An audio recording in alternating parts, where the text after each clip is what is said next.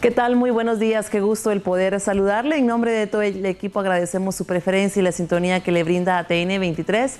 Estamos a miércoles 20 de julio y tenemos más noticias que presentarle. Iniciamos.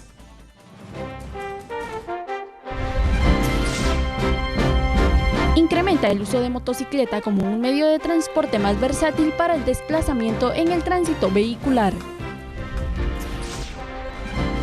Autoridades del Ministerio de Educación investigan el ingreso de una ametralladora al centro educativo ubicado en Livingston y Zabal. Pastoral de Movilidad Humana alerta sobre incremento migratorio de salvadoreños y hondureños a Guatemala. Semuc Champey podría ser habilitado nuevamente a turistas a finales de esta semana.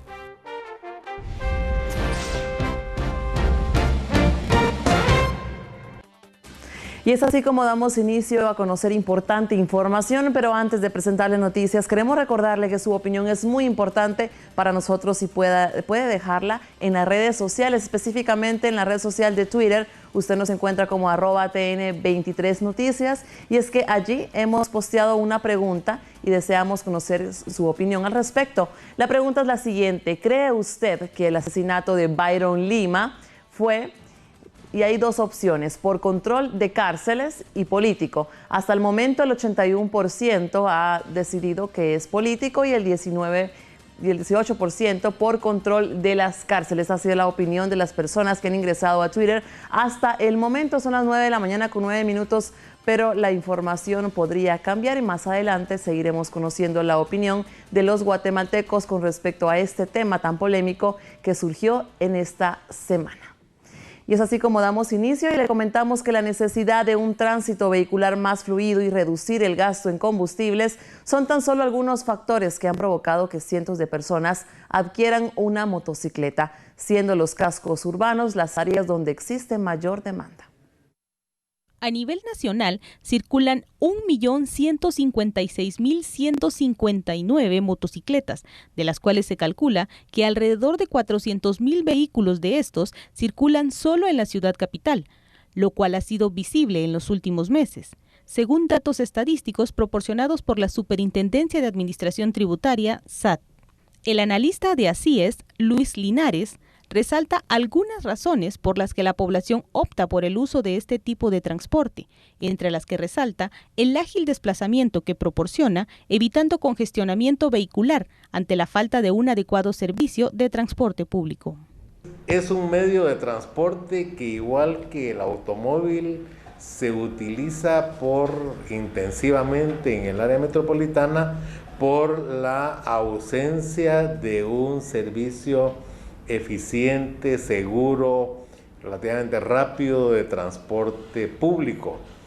Todas las personas que utilizamos vehículo, ya sea automóvil o moto, lo hacemos principalmente porque necesitamos trasladarnos hacia nuestros lugares de trabajo o de estudio y el transporte colectivo no nos ofrece una buena opción. Y del lado de las motocicletas, pues si estas no estuvieran, si en lugar de las 400.000 motocicletas que circulan en el área metropolitana, circularan 400.000 vehículos más, pues la situación habría llegado a un estado de parálisis total de la movilidad en el área metropolitana. Linares resalta que algunos usuarios de motocicletas no cuentan con una adecuada educación vial, mostrando en ocasiones imprudencia que pone en peligro tanto su vida como la de los demás. Entonces aquí lo que necesita es una mayor educación vial, mayor prudencia con la que deben conducir los motociclistas, además del uso del casco obligado para la persona o las personas que van en la moto, porque la imprudencia en el manejo de las motos y el no llevarla por la protección fundamental del casco es lo que le provoca que los accidentes de moto sean de los más graves que hay en cuanto a muertes y en cuanto a daños irreversibles por parálisis total o parcial, que quedan cuadraplégicos, conmoción cerebral, que quedan en estado de coma.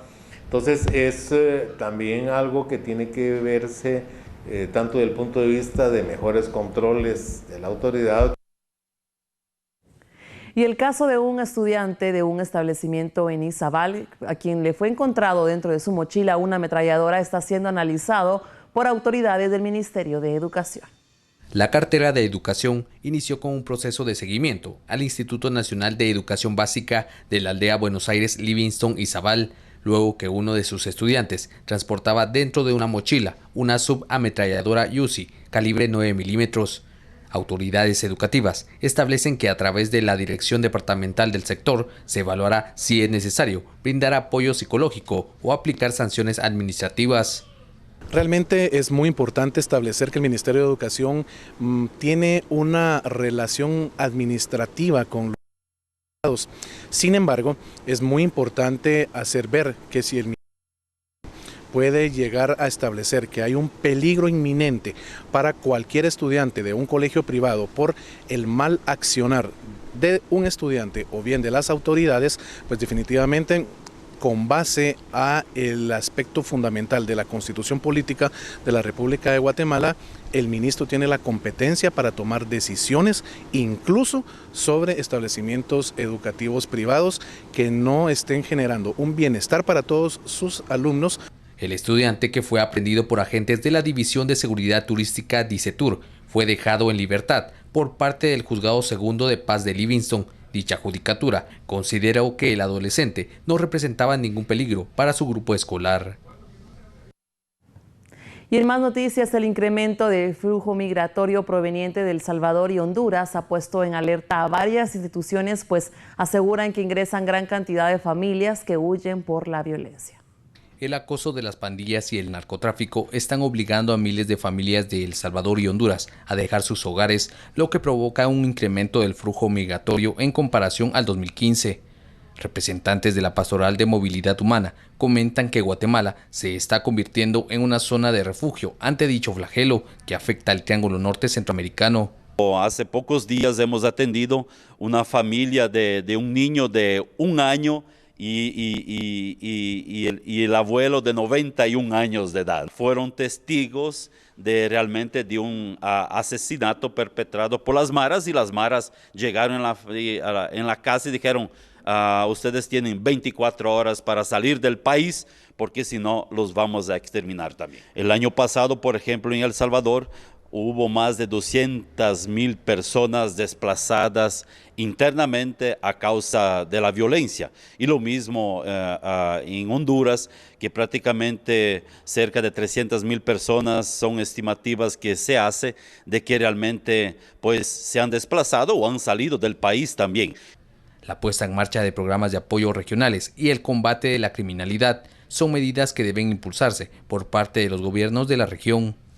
Bueno, yo creo que hay que construir planes de emergencia para que esas personas pues tengan seguridad, mejorar los niveles salariales y también realmente atacar frontalmente el narcotráfico y el crimen organizado, que son factores realmente que están intimidando a las personas y las forzan a migrar.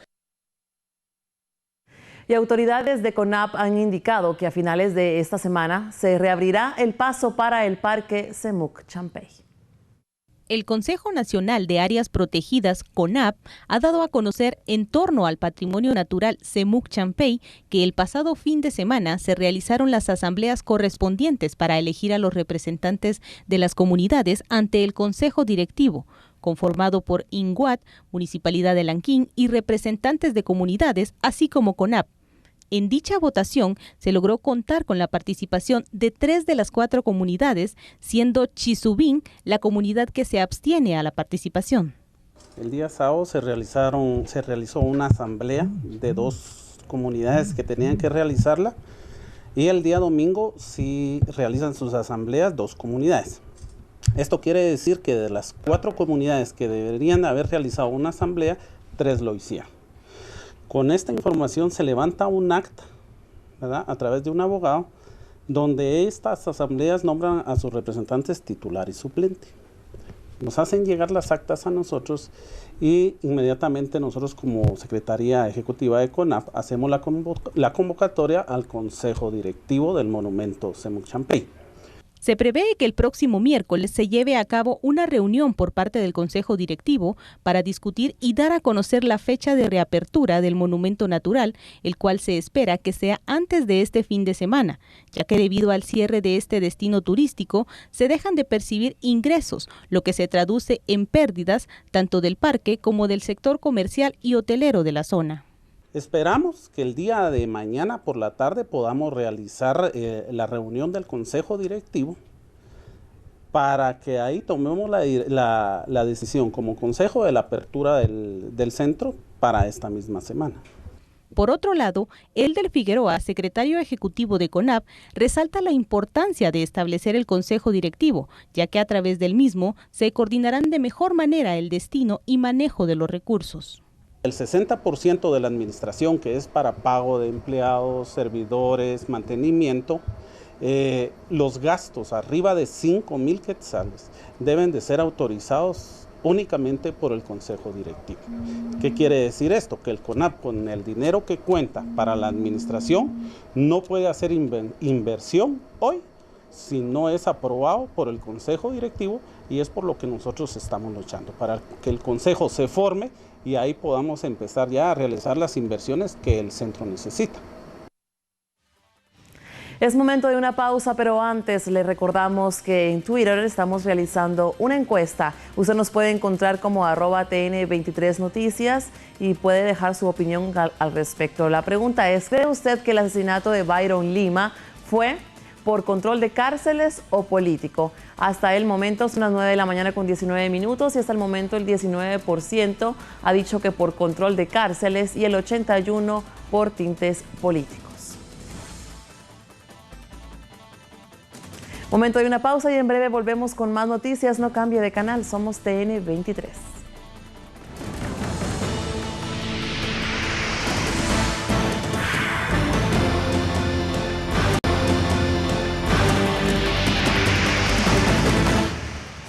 Ya estamos de vuelta con más información y le recordamos en nuestras redes sociales, Facebook TN Espacio 23 y Twitter @TN23 Noticias. Allí estamos a la espera de sus comentarios y en esta ocasión de su opinión en la red social de Twitter. Y es que la pregunta que hemos lanzado en esta red es, ¿cree usted que el asesinato de Byron Lima, que sucedió este lunes y que por supuesto TN23 le mantuvo informado, cuál fue la razón? Hay dos opciones, por control de cárceles y político. Hasta el momento, el 20% ha opinado que es por control de cárceles y el 80% por tintes políticos. Son 189 votos que van hasta el momento, así que le invitamos a que usted accese a la red social de Twitter y vote al respecto. Bueno, y seguimos con más noticias y es que le comentamos que en los últimos 25 años se han creado más de 300 asentamientos informales tan solo en el departamento de Guatemala, situación que pone en riesgo a cientos de familias pues habitan en zonas de alto riesgo. El departamento de Guatemala fue el escenario para realizar un censo sobre asentamientos informales, para conocer datos de los niveles de necesidad habitacional en el país, arraigados directamente a la pobreza. Para nosotros los asentamientos son la máxima expresión de desigualdad que puede existir. Guatemala, de hecho, es la 9ª nación más desigual del mundo, según el Banco Mundial. Y en este sentido, y bajo estas premisas, entendemos que es muy importante entender el fenómeno de los asentamientos informales. Hoy descubrimos que hay más de 300 asentamientos, de hecho son 314.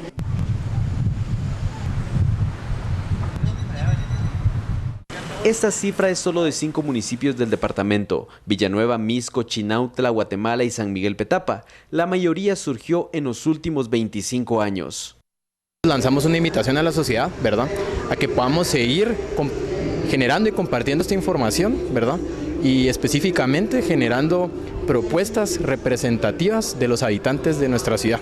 Porque nuestra ciudad no solo está compuesta por los lugares bonitos que podemos conocer, sino está compuesta por muchos habitantes que en muchos sentidos viven una situación de desigualdad. Los investigadores también hicieron notar la vulnerabilidad de miles de familias que viven en estos lugares, muchas zonas declaradas de alto riesgo. Y autoridades gubernamentales presentaron ante la comunidad internacional la política de gobierno, donde se priorizará el tema de educación, salud y combate a la corrupción. Las políticas del gobierno orientará entre sus temas el combate a la corrupción, por lo que fueron presentados los planes que se tienen en este tema ante los cooperantes. Salud, educación y desnutrición, salud, seguridad, recursos naturales principalmente, y el tema del apoyo a las pequeñas, medianas y empresas. Esas son las prioridades que están contempladas en la política de gobierno y estaremos entonces en una segunda parte hablando sobre los objetivos de desarrollo sostenible. Otro de los esfuerzos que plantea el Ejecutivo es lograr la aprobación de la Ley de Aguas. Las propuestas son parte del Plan Nacional de Desarrollo CATUM para 2032. Y seguimos con más información, y es que por razones que aún se desconocen, una autopatrulla se precipitó a un barranco en la aldea Zonte, en la ruta entre Cobán hacia Chisec, en Alta Verapaz. Según el informe, uno de los agentes resultó gravemente herido y fue trasladado al Instituto Guatemalteco de Seguridad Social de la cabecera departamental. Una de las hipótesis es que se pudo tratar de problemas mecánicos en el vehículo. Y le comentamos que Juan Renato Hernández, de 35 años, resultó con quemaduras al explotar una bomba pirotécnica en el interior de una fábrica artesanal ubicada en la zona 3 de San Antonio, Aguascalientes, Zacatepeques. El propietario indicó que en el momento en que Hernández limpiaba su lugar de trabajo, una mala manipulación provocó una chispa y la bomba explotó, lanzándolo al aire. Bomberos municipales departamentales cubrieron la emergencia para sofocar el conato de incendio que se registró y trasladaron a Hernández con quemaduras de segundo y tercer grado en varias partes de su cuerpo. Las autoridades investigan si esta fábrica cuenta con los permisos respectivos para la elaboración de juegos pirotécnicos. Bueno, y es momento que usted accese a las redes sociales, porque la invitación ya la hemos hecho aquí en TN23 y es importante su comunicación y la interacción que tengamos en estas redes sociales: Facebook, TN Espacio 23 y Twitter, @TN23 Noticias. Queremos comentarle que este día lanzamos una pregunta en la red social y es la siguiente: ¿cree usted que el asesinato de Byron Lima, ocurrido el pasado lunes, fue por dos razones, por control de cárceles o por tintes políticos? Hasta el momento van 193 votos y el 20% de las personas creen que es por control de cárceles y el 80% creen que es político.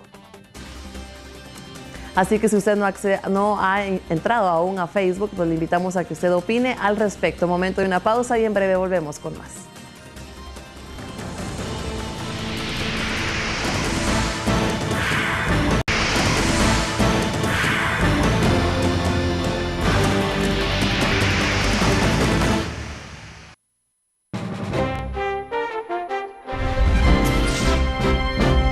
En el tema de la semana, las extorsiones, un flagelo que azota a la población guatemalteca.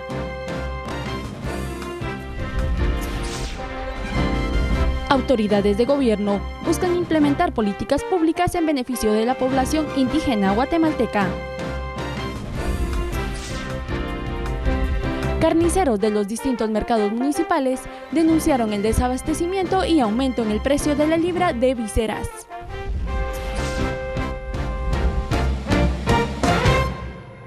Ya estamos de regreso con más información este día miércoles aquí en TN23, 20 de julio, y tenemos más información. Pero antes de continuar presentándole noticias, queremos invitarle a que usted accese a la red social de Twitter y opine al respecto. La pregunta que hemos lanzado es la siguiente: ¿cree usted que el asesinato de Byron Lima fue? Hay dos opciones, usted puede elegir por control de cárceles, que lleva hasta el momento el 18%, y por tintes políticos, que lleva hasta el momento el 82%. Van 231 votos, siendo las 9 de la mañana con 31 minutos. Así que si usted no ha entrado a Twitter, le invitamos a que lo haga y opine. Y seguimos con más información, y es que miles de personas en Guatemala viven atemorizados por ser víctimas de extorsionistas. Anécdotas y testimonios de los afectados evidencian que este fenómeno ha ido en aumento.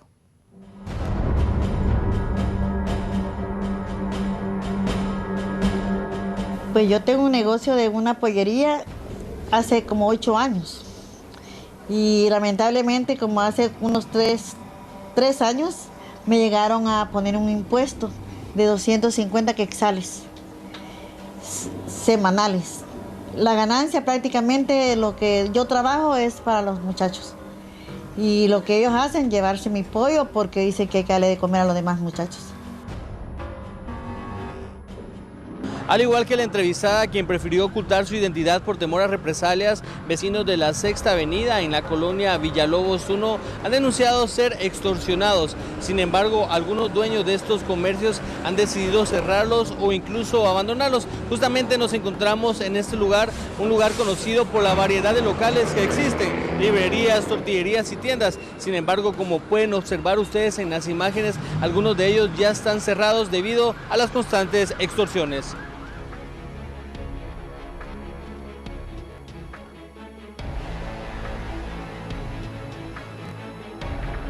Según cifras oficiales del Ministerio Público, en 2015 se recibieron denuncias de 5.872 extorsiones y de enero al mes de abril del presente año se contabilizan 2.178 denuncias.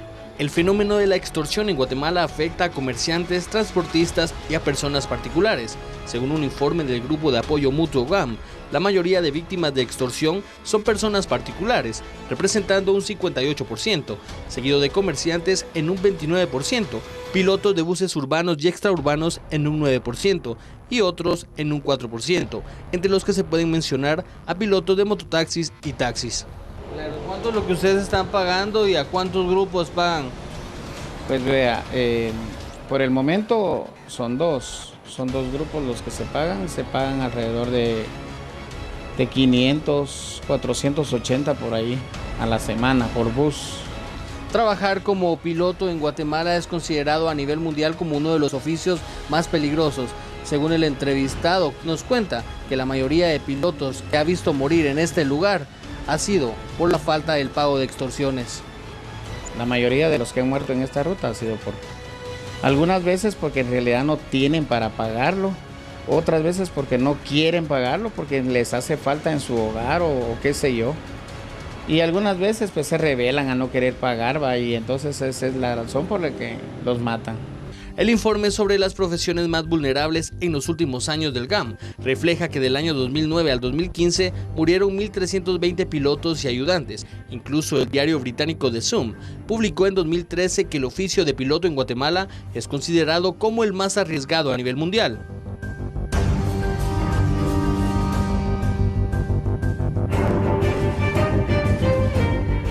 De acuerdo con un sondeo realizado a víctimas de extorsión, la forma de operar de sus victimarios es similar en todos los casos.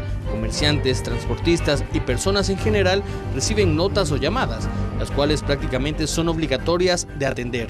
Después de eso vienen las amenazas y la exigencia del pago. Mandan a niños a recoger el dinero, no nos avisan en dónde lo van a recibir, no nos dicen a qué hora van a querer el dinero, simplemente uno tiene que el día de renta estar listo con el dinero, en cualquier momento se le suben y así operan ellos, ¿verdad? Muy bien, en este caso veo que está contando usted dinerito. ¿Hoy es el día que tiene que pagar esta extorsión? Sí, hoy es el día que hay que pagar y la verdad es que ya uno tiene que tener listo el dinero porque en cualquier momento ellos se suben y le piden el dinero a uno. Si uno no lo da, pues aquí lo dejan a uno, pues aquí lo matan y todo. Y por eso uno tiene que venir preparado con el dinero también. Muy bien, ¿qué piensa usted al salir de casa, señor? Pues la verdad es que le pido yo todos los días a Dios por tal de que Él me regrese con vida a mi hogar, por tal de ver a mi familia y para que Él me mantenga fortalecido aquí en mi trabajo. Este tipo de símbolos, números, stickers o bien distintivos como esta cinta son utilizados por los extorsionistas, son pegados y colocados en las unidades de transporte para saber o no si ellos ya pagaron la extorsión. Organizaciones que estudian el fenómeno de las extorsiones en Guatemala han indicado que este flagelo va en aumento, lo que ha generado consecuencias negativas para la sociedad guatemalteca y lo que es peor, ha dejado a cientos de familias enlutadas. Esta fue la primera entrega del reportaje especial de extorsiones. Acompáñenos a ver la segunda parte, en donde abordaremos la historia de la familia Lemus González, quien perdió al líder de la familia a causa de los extorsionistas.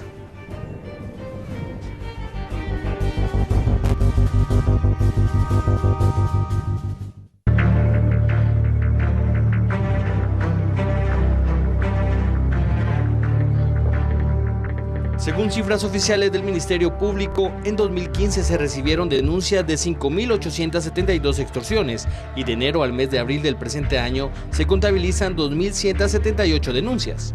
El fenómeno de la extorsión en Guatemala afecta a comerciantes, transportistas y a personas particulares. Según un informe del Grupo de Apoyo Mutuo GAM, la mayoría de víctimas de extorsión son personas particulares, representando un 58%, seguido de comerciantes en un 29%, pilotos de buses urbanos y extraurbanos en un 9% y otros en un 4%, entre los que se pueden mencionar a pilotos de mototaxis y taxis. El informe sobre las profesiones más vulnerables en los últimos años del GAM refleja que del año 2009 al 2015 murieron 1.320 pilotos y ayudantes. Incluso el diario británico The Sun publicó en 2013 que el oficio de piloto en Guatemala es considerado como el más arriesgado a nivel mundial.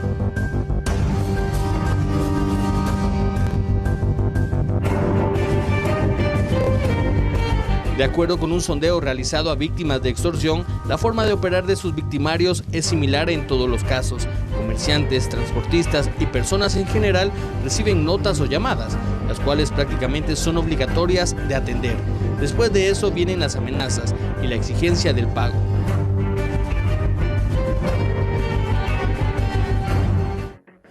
Bien, las extorsiones, pago o muerte, le hemos denominado a este problema social que por supuesto está afectando a gran parte de guatemaltecos, en especial a los pilotos del transporte urbano y extraurbano y por supuesto los tenderos, comerciantes que se ganan la vida honradamente día a día y que por supuesto son víctimas de un grupo de extorsionistas o de este grupo delincuencial, sino que ahora son 5 o 10 grupos quienes exigen una cuota mensual y también el denominado bono 14. Para ello abordamos el tema con expertos, por supuesto, en la materia, y hoy nos acompaña el licenciado Mariano González, analista sociopolítico de INUSAC, a quien le damos la bienvenida. Licenciado, gracias por su tiempo, gracias por haber dado este espacio para poder abordar el tema. ¿Qué piensa INUSAC de las extorsiones, de este flagelo en Guatemala? Pues mire, digamos que lo que se puede ver a nivel general es que en efecto las extorsiones son un problema que altera el tejido social de las comunidades y expone a las personas o causa una serie de reacciones como temor, desconfianza. Sobre todo es evidente que en las comunidades donde hay mucha extorsión se genera una dinámica de ruptura del tejido social porque las personas ya no confían en ellas, no confían en las autoridades. Se tiene mucha suspicacia respecto a la policía, digamos. Así que realmente es un tipo de delito que afecta cotidianamente, que afecta el bolsillo de las personas y que en general va creando un clima de zozobra en las comunidades donde sucede.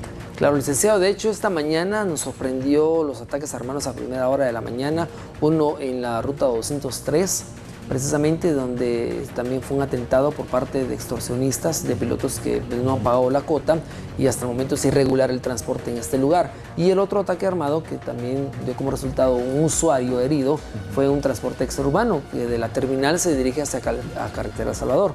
De esta manera podemos darnos cuenta que no solo afecta al piloto o al ayudante en sí, sino que también ahora el peligro está contra los usuarios, porque se dispara por parte de motocicletas, sicarios que se dedican al cobro y si no pagan, pues a accionar las armas para poder de esta manera intimidar.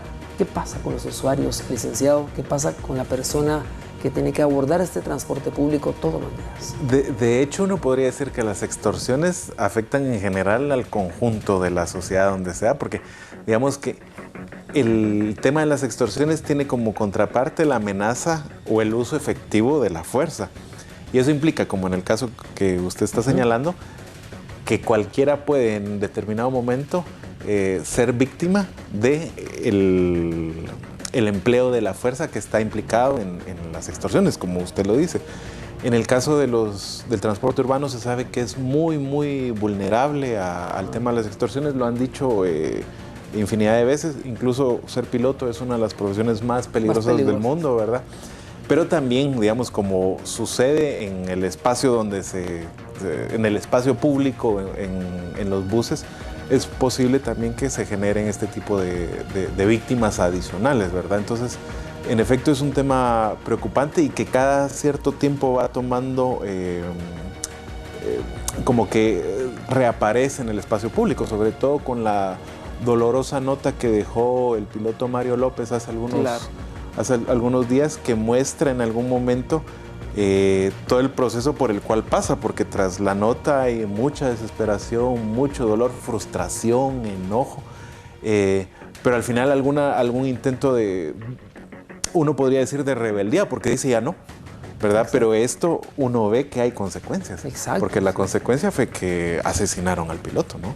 Claro, de hecho, licenciado, hemos tenido aquí en los estudios de N23 analistas y también testimonios, personas que lo han vivido en carne propia, y de hecho, pues hemos tenido a personas viudas de pilotos quienes nos cuentan la situación, donde dicen que no es un grupo el que los extorsiona, sino que son varios grupos que piden la misma cuota la misma semana, y el piloto tiene que hacer la cuota del empresario, la cuota del diésel, la cuota de estos grupos extorsionistas y lo que le va quedando al presupuesto familiar. Es algo muy duro para digamos que es precisamente en la nota se miraba muy claro, digamos. Él se presentaba como un piloto que se levanta de madrugada, que gana 100 quetzales al día que tiene que pagar 100 quetzales a la semana. Eso implica realmente, es una séptima parte, una sexta parte de todo lo que gana. Eso es realmente un esfuerzo bien serio, ¿no? Y respecto a lo que decía de las viudas o de los huérfanos, es una situación realmente lamentable en la que quedan, porque, digamos, la fuente de ingresos que tienen, la mayor es sobre todo el trabajo del esposo. Además quedan otras consecuencias, digamos que usualmente estas muertes, digamos, tan repentinas generan cierto tipo de duelos, ¿verdad? Es decir, las personas quedan muy afectadas, con mucha tristeza, los hijos, y cuando sucede que además son testigos de la forma en que se quedan, pueden incluso sufrir reacciones de tipo de trastorno de estrés postraumático, porque realmente es doloroso, no solo existe la pérdida, sino además saber la forma en que la persona falleció, eso también genera secuelas a nivel individual y familiar. Y cuando vemos que son tantas víctimas en determinado periodo de tiempo, podemos pensar que hay mucha gente afectada, no solo económicamente, sino también emocionalmente, se trastoca la vida cotidiana, en fin, hay una serie de consecuencias bastante serias debido al tema de las extorsiones. Claro, licenciado, y es que esto afecta a la sociedad en general, ya que, como usted dice, bueno, matan al piloto, lo entierran y ahí empieza el calvario para la familia. Claro. Asimilar que ya no está, los hijos, la figura paterna que se pierde, la exclusión social que muchas veces se da en el entorno de la sociedad o en el barrio donde ellos viven, en la escuela, la discriminación o la burla o el bullying, y también el rechazo de la esposa a nivel de entorno social, por ejemplo, su colonia, sus amigas, su propia familia, el abuso por parte de personas que se quieren aprovechar de esa necesidad que ella tiene de buscar trabajo, de buscar apoyo, muchas veces se da en Guatemala y se está dando. Por supuesto, por eso le decía que también las extorsiones, digamos que en el tema de la amenaza es claro, cuando uno ve a una persona que sufre una extorsión, se ve evidente todo el tema de la suspicacia, la desconfianza que se tiene respecto a otras personas, y cuando se hace efectiva la amenaza, digamos en este caso la muerte de una persona, pues también hay rupturas en el tejido social, pérdida de apoyo familiar, pérdida de apoyo social, es decir, es una situación bien delicada, dolorosa, que le queda a las familias y a las personas que han sido víctimas de este problema. Ahora, licenciado, en base a los estudios que ustedes realizan, ¿de dónde provienen esas extorsiones? Sabemos que lo aplican los grupos de pandilleros o grupos delincuenciales, pero están muy bien organizados. Pues fíjese que es, digamos que un gran estudio que nos revele la manera de operar de los grupos de extorsionadores todavía no tenemos. Tenemos información, por supuesto, que las unidades que trabajan esto, por ejemplo la unidad Panda, conoce realmente, hay que señalar que conoce, digamos, la forma en que operan los grupos de extorsionadores. Porque digamos que sí hay muchos grupos de pandillas, ¿verdad? Por supuesto que una parte proviene de ahí, pero también se ha dado el caso que se han generado otros grupos más pequeños que imitan el actuar de las pandillas y que también ejercen este cobro. Sabemos que en las cárceles funcionan call centers de extorsiones, ¿verdad? Y que de ahí vienen. Y entonces hay que ver, porque muchas extorsiones, digamos, como seguramente habrán ya visto incluso en este programa, digamos, muchas extorsiones que son hechas por teléfono, pues son realizadas más o menos al azar y, digamos, una forma relativamente económica de combatirlas es no contestar. Exacto. Pero, digamos, no es el caso de pilotos o ciertos comercios donde ya le dejan la nota o el celular, que ahí ya se evidencia un peligro mucho mayor. Exacto, ¿verdad? No. De hecho, como usted dice, el centro de operaciones son las cárceles. Y ejemplo de ello lo vimos el pasado lunes, donde se manejaba una serie de negocios dentro de este penal que terminó con la muerte de 14 personas, un disturbio a gran magnitud. Esto pues, nos pone también en tela de juicio a nivel internacional, pues que no tenemos el control ni de las cárceles ni mucho menos del país. Digamos, yo creo que el tema del control de la cárcel no lo tenemos desde hace tiempo.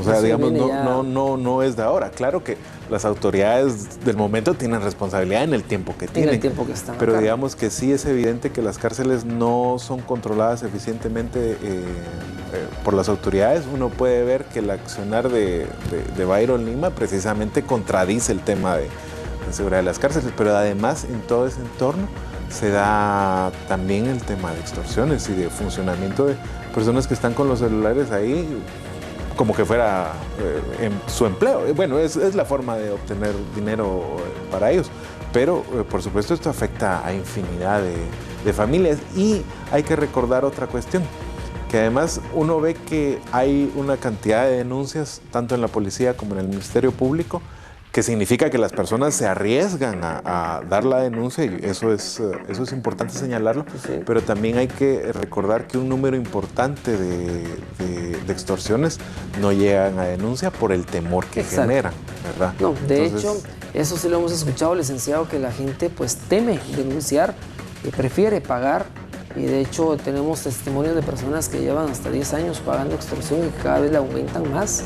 Pero es porque les dicen, conocemos dónde estudia tu hijo, tu hija, a qué hora sale tu esposa, a qué hora sales vos, a qué hora se ingresan a la casa, dónde frecuentan, quiénes son sus amigos, quiénes son sus amistades, quiénes son sus familiares. Entonces, de esta manera, pues, crean un terror en estas familias y no tienen otra opción más que pagar. Sí, por eso le hemos denominado pago o muerte, porque si no paga, no mata. Pero mire, realmente hay...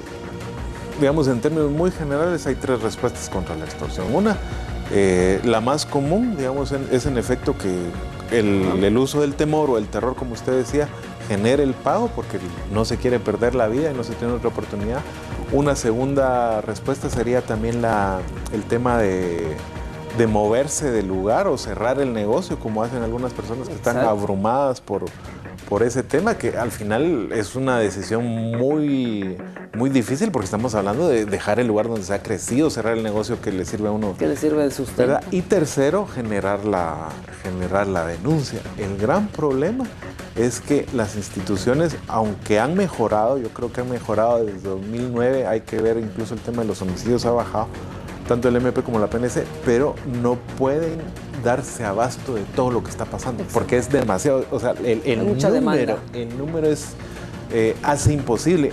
Con todo, insisto, si uno ve el número de denuncias presentadas, que son más de 5,000 el año pasado, eso significa que 5,000 personas tuvieron el valor de comunicarse con la PNC o el Ministerio Público y, digamos, al final depositaron la confianza en las autoridades para ver la posibilidad de una solución. Claro. Licenciado, para ir finalizando esta entrevista de este tema que hemos abordado durante la semana, las extorsiones y obviamente pues el cobro y el pago de esto, ¿cuáles serían las conclusiones y recomendaciones que ustedes dan como INUSAC a la población guatemalteca, tanto al que está siendo extorsionado como al empresario, para tomar medidas de acciones y desde luego a las autoridades?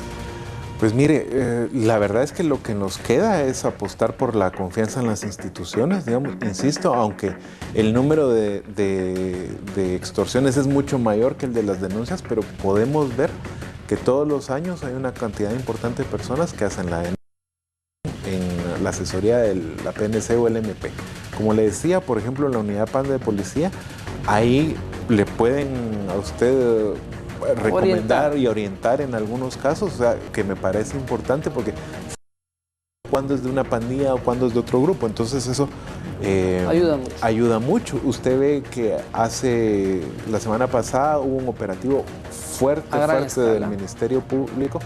Entonces uno dice, las instituciones están tratando de operar y digamos que uno como ciudadano lo que queda es tratar de colaborar con las instituciones, mantener la calma, buscar asesoría, ¿verdad?, de las instituciones que la dan y pues enfrentar esto con la mayor calma posible. Sé que es mucho más fácil decirlo que hacerlo, pero creo que al final de cuentas lo que nos corresponde es intentar confiar en las autoridades y apostar por el fortalecimiento de las instituciones. De hecho, es lo más importante, ¿verdad? Bueno, licenciado, gracias por haber estado con nosotros. Ha sido un placer haber abordado el tema con usted y a usted, amigo televidente. Ya escuchó más un análisis, más un punto de vista más de analistas y expertos en el tema en relación a las extorsiones y, por supuesto, lo que se recomienda. Hay que denunciar, hay que atreverse a denunciar porque, por supuesto, hay que confiar también en las autoridades que tienen el papel fundamental y la obligación de darle a usted seguridad. Momento de la pausa, ya volvemos.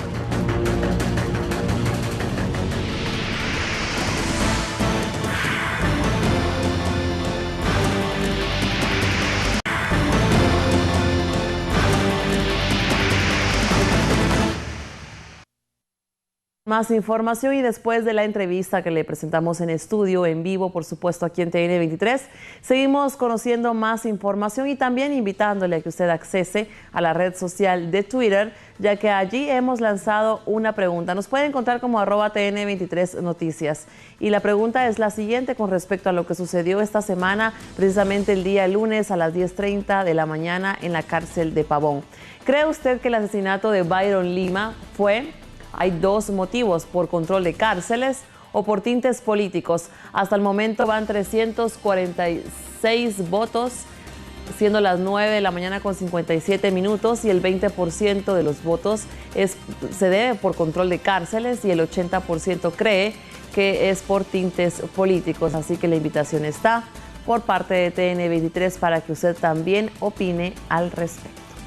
Y seguimos con más y le comentamos que autoridades de gobierno celebraron la segunda reunión en el Salón de Banquetes, el Palacio Nacional de la Cultura, del Gabinete de Pueblos Indígenas e Interculturalidad, el cual busca proponer políticas públicas en beneficio de la población indígena del país.